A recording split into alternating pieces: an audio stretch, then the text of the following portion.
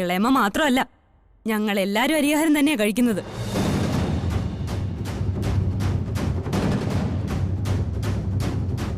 നിന്നോട് അതെടുത്ത് കൊടുക്കാൻ ഞാൻ പറഞ്ഞതല്ലേ, ഇങ്ങനെ നാണം കടന്നുമായിരുന്നു. ഞാൻ പറഞ്ഞത് ആരും വിശ്വസിക്കുന്നില്ലെങ്കിൽ ഇനി ഞാൻ ഈ വീട്ടിൽ നിൽക്കുന്നില്ല. അത് ഇളയമ്മയുടെ തീരുമാനം. പക്ഷേ ചെക്കുകൾ ഇളയമ്മയുടെ കസ്റ്റഡിയിൽ നിന്ന് കിട്ടിയാല് ഒരു വെല്ലുവിളി നടത്തിയിട്ടുണ്ടായിരുന്നു. ഇളയമ്മ ആ വെല്ലുവിളി മറന്നിട്ടില്ലല്ലോ. കവിത അമ്മുന്റെ കാല് പിടിച്ച് മാപ്പ് പറയുന്നതാണെന്ന്. എന്നാ പിന്നെ ചടങ്ങങ്ങ് നടത്താം. ചേച്ചി, അങ്ങനെയൊന്നും പറയരുത്. ടീപ്പോയിലിരുന്ന കവർ എടുത്ത് ഫയലിൽ വെച്ചത് നീയല്ലേടി? അപ്പൊ അപ്പച്ചി ഫയൽ നോക്കാതെയാണോ ഈ പ്രശ്നങ്ങളൊക്കെ ഉണ്ടാക്കിയത്? എല്ലായിടത്തും നോക്കിയെന്നല്ലേ പറഞ്ഞത്? പിന്നീടായിരിക്കും ഇവള് കൊണ്ട് വച്ചതെങ്കിലോ? പഠിച്ച കള്ളിയാ ഇവള്. അതെങ്ങനെ ശരിയാവും? ഈ പ്രശ്നങ്ങളൊക്കെ നടക്കുമ്പോ ഈ കവർ ഭദ്രമായി അപ്പച്ചിയുടെ മുറിയിൽ തന്നെ ഉണ്ടായിരുന്നു. സഞ്ജു, എന്താ സംഭവിച്ചെന്ന് നീ പറ. ആരെയും കുറ്റപ്പെടുത്തിയിട്ട് കാര്യമില്ല. അമ്മു ഡസ്റ്റ്ബിൻ എടുത്ത് ഹാളിൽ വെച്ചിട്ട് എങ്ങോട്ടോ പോയി. അപ്പോ ഈ കവർ അതിലുണ്ടായിരുന്നു. സത്യത്തിൽ അമ്മുനതറിയില്ലായിരുന്നു. പുറത്തു പോകാൻ വന്ന കാവേരി അപ്പച്ചി വിലപ്പെട്ടതെന്തെങ്കിലും വീണ് കിടപ്പുണ്ടോന്നറിയാൻ ഡസ്റ്റ്ബിൻ നോക്കി. ഈ കവർ കിട്ടി. എന്നിട്ട് ഈ വീട്ടിൽ ആരും അറിയാതെ കവിത അപ്പച്ചിയുടെ റൂമിലെ ഫയൽ ഇത് കൊണ്ടുവച്ചിട്ട് കാവേരി അപ്പച്ചി ഷോപ്പിങ്ങിന് പോയി. അപ്പൊ എന്നെ ചതിച്ചത് കാവേരിയായിരുന്നു അല്ലേ? നിനക്കങ്ങനെ നോക്കാൻ കഴിഞ്ഞത് ഭാഗ്യമായി കാവേരി. നഷ്ടപ്പെട്ടൊന്ന് കരുതിയത് തിരിച്ചു കിട്ടിയല്ലോ. ചെക്കുകൾ എങ്ങനെ ഡസ്റ്റ്ബിന്നിൽ വന്നെന്ന ചോദ്യം ബാക്കിയായി. ഓ, അതിൽ ഇനി എന്താ സംശയം? ഒന്നുകിൽ ഇവളത് മനപ്പുറം എടുത്തിട്ട് കാണും, അല്ലെങ്കിൽ അമ്മ പറഞ്ഞതുപോലെ പറന്ന് വീണ് കാണും. അവള് നോക്കിയില്ലെന്ന് പറഞ്ഞതാണല്ലോ. അമ്മു റൂമിൽ വെച്ച് തന്നെ അത് വിശദമായി പരിശോധിച്ചതാണല്ലോ. ഞാനും സഞ്ജുവും ഇതിന്റെ പേരിൽ വഴക്കിട്ട് പിണങ്ങുമെന്ന് പേടിച്ചിട്ടാ അമ്മു കുറ്റേറ്റത്. അത് നിങ്ങളോടൊക്കെ അവൾ ആദ്യമേ പറഞ്ഞല്ലോ. അതാണ് സത്യം. പിന്നെ എങ്ങനെ ചെക്ക് അതിൽ കിടന്നു? അവള് കള്ളം പറയുന്നതാണെങ്കിലോ? റൂമിൽ നിന്നും അമ്മു ഡസ്റ്റ്ബിൻ എടുത്ത് പുറത്തു കൊണ്ടുവച്ചിട്ടാ റൂം ക്ലീൻ ചെയ്തത്. ചെക്ക് വെച്ച കവറ് ആർക്കായാലും ആ സമയം അതിൽ കൊണ്ടിട്ടൂടെ? അതിപ്പോ ഞാൻ കൊണ്ടിട്ടുന്നല്ലേ ശ്രീകുട്ടി പറഞ്ഞു വരുന്നേ? ചെക്കുകൾ കൈവശമുള്ളത് ഇളയമ്മയുടെ കയ്യിലല്ലേ, പിന്നെ ആര് കൊണ്ടിടാനാ? വല്യേച്ചി, എത്ര മോശമായിട്ടാ ഇവൾ എന്നോട് പെരുമാറുന്നേ. കവിത ഒരിക്കലും ചെക്കുകൾ കത്തിച്ചു കളയാൻ തയ്യാറാവില്ല. ഞാനങ്ങനെ വിശ്വസിക്കില്ല. കമ്പനിയുടെ കാര്യത്തിൽ ഒരു വിട്ടുവീഴ്ചയ്ക്കും തയ്യാറാവാത്ത ആളാ കവിത. ഇനി ഒരു വിസ്താരോ വിചാരണയോ ഒന്നും വേണ്ട അച്ഛാ. അച്ഛൻ ഇതൊന്ന് അവസാനിപ്പിക്കേ. കവിതയുടെ സേവ പിടിച്ചു പറ്റാൻ കിട്ടിയ ചാൻസാ. ഇത് മുതലാക്കിയ ഉദ്ദേശിച്ചത് നടക്കും. അങ്ങനെ അങ്ങ് പറഞ്ഞാൽ എങ്ങനെയാ? ഒരു സർവന്റിന് വേണ്ടി കവിതയെ അപമാനിക്കാൻ ഞാൻ സമ്മതിക്കില്ല. ഇവളെ അത് നോക്കിയെന്ന് പറഞ്ഞത് വെറും നുണയാ. രക്ഷപ്പെടാൻ ഇവിടെ പോലുള്ളവര് ഇങ്ങനെ പലതും പറയും. കവിത 1 കോടിയുടെ ചെക്ക് എത്തിക്കാൻ കൂട്ടു നിന്നിട്ട് എന്ത് നേട്ടം? കമ്പനിക്ക് നഷ്ടം വരുത്തി വയ്ക്കാനോ? ഇനി ഈ സർവന്റിനെ ഈ വീട്ടിൽ വെച്ചോണ്ടിരിക്കാൻ പാടില്ല. ഇപ്പൊ പറഞ്ഞു കൊടുക്കണം. സെർവന്റോ? ആര്? അമ്മോ? അവൾ ഈ വീട്ടിൽ ആരുടെ സെർവന്റ് ഒന്നുമല്ല. ദിനേശൻ അങ്കിൾ അമ്മുവിനെ കുറിച്ച് സംസാരിക്കുന്നത് സൂക്ഷിച്ചു വേണം.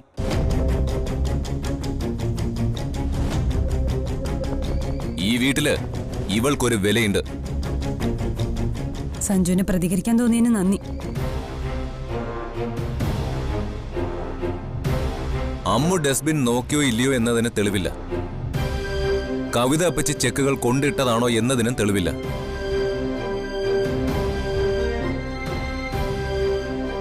അതുകൊണ്ട് ആരും ആരോട് മാപ്പ് പറയേണ്ട കാര്യമൊന്നുമില്ല.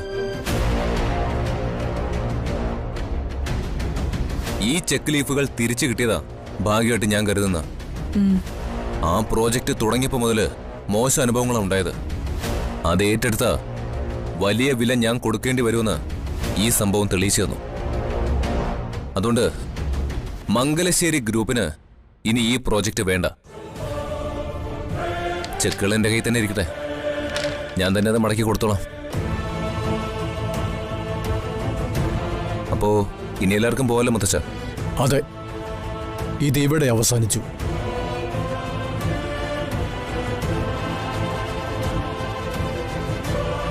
കവിത ഇളയമ്മ ഒരു സോറിയെങ്കിലും പറയേണ്ടതായിരുന്നു. കവിത ഇളയമ്മ പറഞ്ഞതാണോ സഞ്ജു വിശ്വാസത്തിലെടുത്തിരിക്കുന്നത്? സത്യം എന്താണെന്ന് ഞങ്ങൾക്കെല്ലാം മനസ്സിലായി. സോറി പറയേണ്ടത് കവിത അപ്പച്ചിയല്ല, ഞാനാ.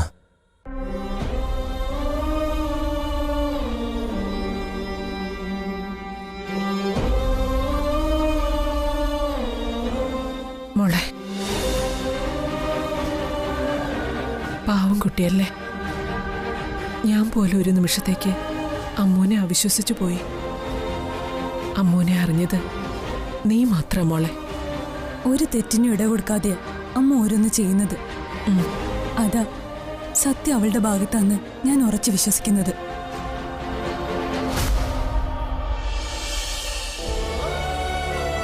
ഭഗവാനെ, അദ്ദേഹത്തിനുണ്ടായ പ്രയാസം ഇല്ലാതാക്കിയതിന് ഞാൻ ഭഗവാനോട് നന്ദി പറയാം. ഞാൻ മുറി തുടയ്ക്കുന്ന സമയത്ത് കവിതേച്ചി വീണ്ടും വന്ന് ആ കവറ് വേസ്റ്റ് ബിന്നിൽ വെച്ചിട്ട് പോയതാണെന്ന് എനിക്ക് മനസ്സിലായി. അത് ദൈവങ്ങളായി കാവേരി ചേച്ചിയുടെ ശ്രദ്ധയിൽപ്പെടുത്തി. അദ്ദേഹം എന്നെ വഴക്ക് പറഞ്ഞതില് എനിക്ക് സങ്കടമൊന്നുമില്ല. തെറ്റ് എന്റേതാണെന്ന് ഞാൻ തന്നെ സമ്മതിച്ച ആർക്കാ ദേഷ്യം വരാത്തെ? അദ്ദേഹത്തിന്റെ കണ്ണില് ഞാൻ ഉത്തരവാദിത്വം ഇല്ലാത്തവള് തന്നെയാ. മറ്റുള്ളവരുടെ മുന്നില് അദ്ദേഹത്തിന് തല കുനിക്കേണ്ടി വരുന്ന സാഹചര്യം ഉണ്ടാക്കിയതും ഞാൻ തന്നെയാ. ഇപ്പോഴും എന്റെ അശ്രദ്ധയാന്നാ കവിതേച്ചി പറയുന്നത്. ആയിക്കോട്ടെ, അദ്ദേഹത്തിന് നഷ്ടമായ മനസമാധാനം ഭഗവാൻ തിരിച്ചു തന്നല്ലോ. ചേച്ചി അദ്ദേഹവും തമ്മില് പിണക്കം ഉണ്ടായില്ല.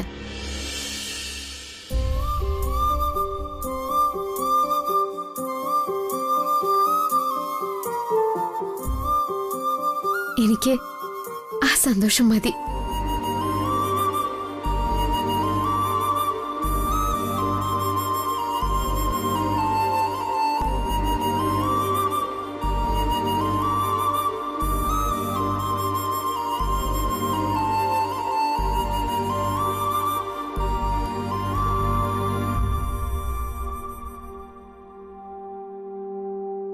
അമ്മോ, ഞാൻ നിന്നോട് സോറി പറയാൻ വന്നതാ. അയ്യോ, എന്നോട് സോറി ഒന്നും പറയല്ലേ. നീ തെറ്റ് ചെയ്തിട്ടില്ലെന്ന് മനസ്സിലാക്കിയിട്ടാ ഞാൻ സോറി പറയാൻ വന്ന. രാജുവിനോടെല്ലാം പറഞ്ഞു. ഞാനും സ്വാതിയും പിണങ്ങാതിരിക്കാനല്ലേ ഡസ്റ്റ്ബിൻ നീ നോക്കിയില്ല എന്ന് പറഞ്ഞ. കവിത അപ്പച്ചി പറഞ്ഞിട്ടാണ് നീ റൂം ക്ലീൻ ചെയ്തെന്ന് അവൻ പറഞ്ഞു. അവൻ പറയുന്നതിന് മുമ്പേ എനിക്കെല്ലാം മനസ്സിലായതാ. അവിടെ വെച്ച് നിന്നോട് ഞാൻ സോറി പറഞ്ഞേനെ, പക്ഷേ നീ അവിടെ നിന്ന് ഓടിപ്പോയി. നിങ്ങളത് ചെയ്യുമെന്ന് പേടിച്ചിട്ടാ ഞാൻ മാറിപ്പോയത്. എന്നോട് തമാശയ്ക്ക് പോലും നിങ്ങൾ അങ്ങനെ ചെയ്യരുത്. എനിക്കറിയാം നിന്നോടുള്ള ദേഷ്യം കൊണ്ട് കവിത അപ്പച്ചി ഇതൊക്കെ ചെയ്തതെന്ന്. ഞാൻ അനുഭവിച്ച വേദനയോ ആ ചെക്ക് ലീഫുകൾ നഷ്ടമായാലുള്ള കോൺസിക്വൻസസോ കവിത അപ്പച്ചിക്ക് ഒരു പ്രശ്നമല്ല. ആ പ്രോജക്റ്റ് ഏറ്റെടുക്കാൻ കവിത അപ്പച്ചി കാണിച്ച താല്പര്യം എനിക്കറിയാം. അതൊരു പക്ഷേ ലാഭം കിട്ടുന്ന പ്രോജക്റ്റ് ആയതുകൊണ്ടാവാം. 2 ലക്ഷ്യങ്ങൾ വെച്ച് തന്നെയാ കവിത അപ്പച്ചി അത് ചെയ്തത്.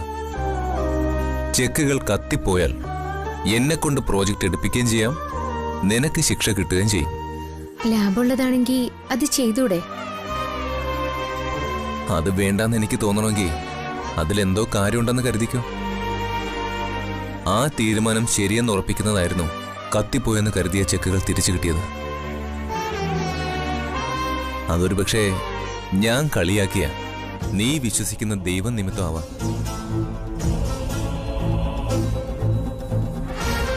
തെറ്റ് ചെയ്തത് കവിത അപ്പച്ചയാണെങ്കിലും എനിക്ക് അവരെ ശാസിക്കാനോ ദേഷ്യപ്പെടാനോ കഴിയില്ല.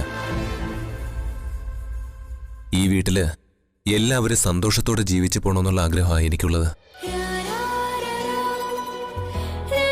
ദിനേശൻ അങ്കിൾ ഉൾപ്പെടെ പലരുടെയും തെറ്റുകളെ കണ്ടിട്ടും ഞാൻ കണ്ണടയ്ക്കുന്നത് അതുകൊണ്ടാ. നിന്നെ വേദനിപ്പിച്ചാല് എനിക്ക് വിഷമമുണ്ട്. നിന്നെ കണ്ട് സോറി പറയാതെ അത് തീരില്ല. നിങ്ങൾ എന്നോട് സോറി പറഞ്ഞ പിന്നെ ഞാൻ ആരാ? ദൈവത്തെ ഓർത്ത് അങ്ങനെയൊന്നും പറയരുതെന്ന് ഞാൻ അപേക്ഷിക്കാം. പരുഷമായ വാക്കുകളാ നിന്നോട് ഞാൻ പറഞ്ഞത്. എന്റെ സ്വൈര്യം കെടുത്താൻ വന്നവളെന്നുവരെ ഞാൻ അധിക്ഷേപിച്ചു. പിന്നെയും എന്തൊക്കെയോ പറഞ്ഞു. സ്വാതി കേട്ടാൽ അത് സഹിക്കില്ലായിരുന്നു. എല്ലാം നീ കേട്ടു നിന്നോ. അതിനെനിക്ക് സോറി പറയല്ലാതെ മറ്റെന്ത് പ്രായശ്ചിത്തമുള്ളത്? ദൈവങ്ങളുടെ മുന്നിൽ വെച്ച് ഞാൻ ദൈവത്തെ പോലെ കരുതുന്ന നിങ്ങള് സോറി പറഞ്ഞ് എന്നെ സങ്കടപ്പെടുത്തരുതെന്നൊരു അപേക്ഷ മാത്രമേ എനിക്കുള്ളൂ.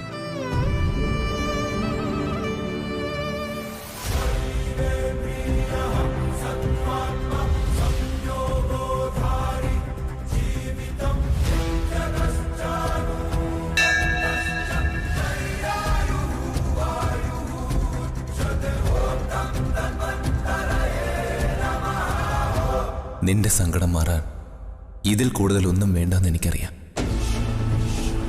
സംസാരമൊന്നും കേൾക്കുന്നില്ലല്ലോ.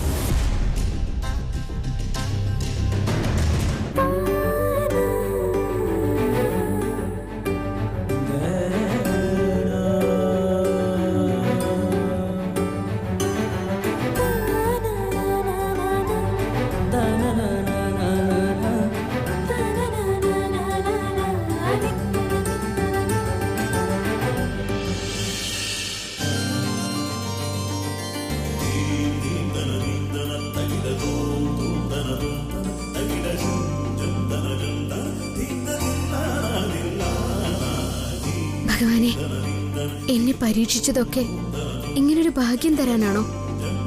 അതും ഭഗവാന്റെ മുന്നിൽ വെച്ച്. സഞ്ജുവിന്റെ ആ നടപടി എനിക്ക് ഒത്തിരി ഇഷ്ടപ്പെട്ടു. ഏത് നടപടി? അമ്മൂനോട് നേരിട്ട് വന്ന് സോറി പറയാൻ കാണിച്ച മനസ്സേ. ഭാഗ്യം കുങ്കുമം വെച്ചത് ഇവള് കണ്ടിട്ടില്ല. ഞാൻ കുറച്ചു മുമ്പേ വന്നതാ. പുറത്തുനിന്ന് എല്ലാം കേൾക്കുന്നുണ്ടായിരുന്നു. സഞ്ജുവിനെ സോറി പറയാൻ അവൾ ഒരു തരത്തിലും സമ്മതിപ്പിച്ചില്ല അല്ലേ? ആ, പക്ഷേ അവളുടെ മനസ്സിലെ സങ്കടം മാറ്റാൻ ഒരു വഴി ഞാൻ കണ്ടില്ല. അത്രയ്ക്ക് ഞാൻ അവളെ വേദനിപ്പിച്ചു. പിന്നെ സംസാരമൊന്നും കേൾക്കാതെ വന്നപ്പോഴാ ഞാനൊന്ന് പാളി നോക്കിയത്. അവള് തൊഴുതു നിൽക്കുക. എന്നെ ദൈവത്തെ പോലെ കാണുന്നു എന്നൊക്കെ പറഞ്ഞാ എന്ത് ചെയ്യാൻ പറ്റും? ഉത്തരം മുട്ടിപ്പോവില്ലേ? കയ്യും കൂപ്പി ഇങ്ങനെ നിൽക്കുക. സഞ്ജു മാത്രമല്ല, ഞാനും അമ്മൂന് ദൈവ. പാവം പെണ്ണ്. ആ പിന്നെ ഈ വിഷയമൊന്നും സഞ്ജു സച്ചിയെ വിളിച്ച് പറയരുത്. സച്ചിക്കിത് സഹിക്കാൻ കഴിയുന്ന കാര്യമല്ല. ആ എനിക്കിത് അവനോട് പറയാൻ പറ്റുമോ? തെറ്റ് നമ്മുടെ ഭാഗത്തല്ലേ. ആ പിന്നെ മറ്റൊരു കാര്യം പറയാൻ മറന്നുപോയി. ഈ സംഭവത്തിനിടയിൽ വിട്ടുപോയതാ. മനുശങ്കർ എന്നെ വിളിച്ചിരുന്നു. എന്തെങ്കിലും വിശേഷമുണ്ടോ? ബാംഗ്ലൂരിൽ വെച്ച് അവൻ ചെന്ന് ചാടുന്ന ഏടാകൂടങ്ങളിൽ നിന്ന് രക്ഷിച്ചെടുക്കലായിരുന്നു സഞ്ജുവിന്റെ പ്രധാന പരിപാടി. എങ്കിലും സഞ്ജുവിന് മനു പ്രിയപ്പെട്ടവനായിരുന്നു. ഇതൊന്നും അല്ല. നമ്മുടെ വിവാഹത്തിന് അവരെടുത്ത ലീവ് ആരും ക്യാൻസൽ ചെയ്തിട്ടില്ല. ആണോ? ആ ദിവസം ഒരു 1 ഡേ ടൂറും നൈറ്റ് പാർട്ടിയുമാണ് അവർ പ്ലാൻ ചെയ്തിരിക്കുന്നത്. നമ്മളെ ബാംഗ്ലൂർക്ക് ക്ഷണിച്ചിരിക്കുക. ആ അത് കൊള്ളാലോ, ഉഗ്രൻ ഐഡിയ. നമ്മുടെ അച്ചായനില്ലേ, ഉടനെ കാനഡയ്ക്ക് പോകുന്നുണ്ട്. കല്യാണത്തിന് അച്ചായൻ ഉണ്ടാവില്ല. മാറ്റിവെച്ച നമ്മുടെ വിവാഹ ദിവസം ആഘോഷമാക്കാനാ അവരുടെ തീരുമാനം. ഞാൻ റെഡി. സഞ്ജു ഉഴപ്പി മാറാതിരുന്നാ മാത്രം മതി. അപ്പോ 18 രാവിലെ 2 ഫ്ലൈറ്റ് ടിക്കറ്റുകൾ ബുക്ക് ചെയ്യാം. പാർട്ടി രാത്രിയാവും. 19 രാവിലെ തിരിച്ചിങ്ങോട്ട്. ഓക്കെ അല്ലേ? ഓക്കെ അല്ല, ഒരു പകൽ മുഴുവൻ ഒന്ന് കറങ്ങണം സഞ്ജു. നമ്മൾ പഠിച്ച കോളേജ് ക്യാമ്പസ്, പിന്നെ പോകാറുള്ള സ്പോട്ടുകള്. വിവാഹം കഴിഞ്ഞ് പോകാന്നൊക്കെയാ ഞാൻ കരുതിയത്. പക്ഷെ അതിനേക്കാൾ ഫീല് നമ്മള് ലവേഴ്സ് ആയിരിക്കുമ്പോ ഒരിക്കൽ കൂടി അവിടെ ചുറ്റിക്കറങ്ങുന്നതല്ലേ. എന്നാ 19 മടക്കയാത്ര നമുക്ക് രാത്രിയാക്കാം. 20 രാവിലെ സച്ചിയൊത്ത് എന്നെ വിളിച്ച് പറഞ്ഞിട്ടുണ്ട്. Set set.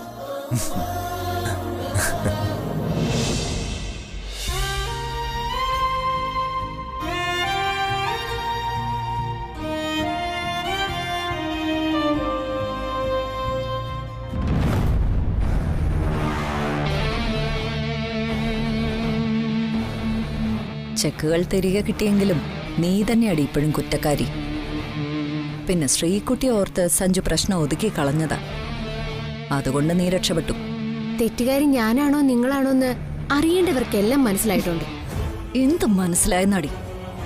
എന്തിനാ കവിതേച്ചി അതിനെക്കുറിച്ച് സംസാരിക്കുന്നത്? റൂമിൽ വെച്ച് ഞാൻ നോക്കുന്ന അറിയാവുന്നത് കൊണ്ടാ ഡസ്റ്റ്ബിൻ പുറത്ത് വെക്കുന്നതും കാത്ത് കവിതേച്ചി ഒളിച്ചു നിന്നത്. അങ്ങനെ ഒരു തരംതണ കളിക്ക് നിങ്ങൾ ശ്രമിക്കുമെന്ന് ഞാൻ കരുതിയില്ല. കാവേരി വന്നതേ നിന്റെ നല്ല സമയം. കാവേരി ചേച്ചി അത് കണ്ടില്ലെങ്കിലും അത് കത്തിക്കുന്നതിന് മുമ്പ് ദൈവം എന്റെ കൺമുന്നിൽ അത് കൊണ്ടുവന്നേനെ. ഓ, നിനക്ക് മാത്രല്ലേടി ദൈവമുള്ളൂ, ബാക്കി ആർക്കും ദൈവം ഇല്ലല്ലോ. ദൈവത്തിന്റെ വക്കാലത്തോട്ട് വന്നിരിക്കുന്നു. ആരെയും ദ്രോഹിക്കണമെന്ന് ആഗ്രഹിക്കാത്തതുകൊണ്ടാ ഞാൻ ദൈവത്തെ കൂട്ടുപിടിക്കുന്നത്. അതിന് എനിക്ക് അർഹതയുണ്ട്. കവിതേച്ച് വാദിക്കുന്നത് കേട്ടല്ലോ, കമ്പനിക്ക് നഷ്ടം വരുന്നതൊന്നും ചെയ്യില്ലെന്ന്. എന്നിട്ട് ചെയ്തതോ? കമ്പനി എനിക്ക് വലുത് തന്നെ അടി. അതിന്റെ ഒരു ശീല അടർത്തി മാറ്റാൻ ഞാൻ ആരെ സമ്മതിക്കില്ല. ഞങ്ങളുടെ കമ്പനിയെ പറ്റി പറയാൻ അടുക്കളക്കാരിയായി നിനക്ക് എന്ത് അവകാശം അടിയുള്ളത്? സഞ്ജു കെട്ടിയ പെണ്ണൊന്നും അല്ലല്ലോ നീ. അതേ മനുഷ്യൻ താലി കെട്ടിയ പെണ്ണ് തന്നെയാ ഞാൻ. എന്റെ സീമന്തരേഖയിൽ ഈ കാണുന്ന സിന്ദൂരം തൊട്ടു തന്നതും ആ മനുഷ്യൻ തന്നെയാ. എടി, ആ ചെക്കുകൾ നഷ്ടപ്പെട്ടാലും കമ്പനിക്ക് ഒരു കുഴപ്പമില്ല. വീണ്ടും ചെക്ക് വാങ്ങി ഞങ്ങളെ പ്രോജക്റ്റ് അങ്ങ് ചെയ്യും. കവിതേച്ച് സമ്മതിച്ചു തന്നതിന് നന്ദി. ചെക്കുകൾ കൊണ്ടുവച്ചത് ഏറ്റല്ലോ. എടി, നിന്നെ കൊടുക്കാൻ 1 കോടിയല്ല 100 കോടി വെച്ച് കളിക്കാനും ഞാൻ മടിക്കില്ല. നീ കാത്തിരുന്നോ. സച്ചിയുടെ റാണിയായി നീ അവന്റെ കൊട്ടാരത്തിലേക്ക് പോവില്ല. നിനക്ക് ആ ഭാഗ്യം ഉണ്ടാവില്ല.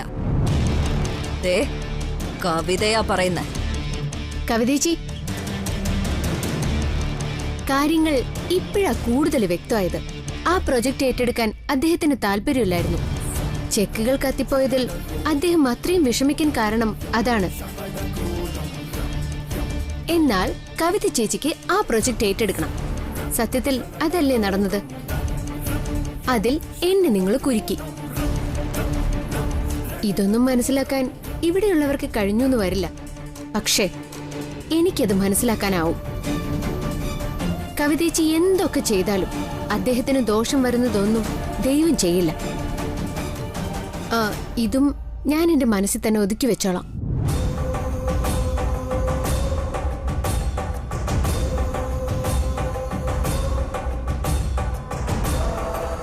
ഇവളെ കൊന്നാ മാത്രം പോരാ, കഷ്ണം കഷ്ണമായി മുറിക്കണം.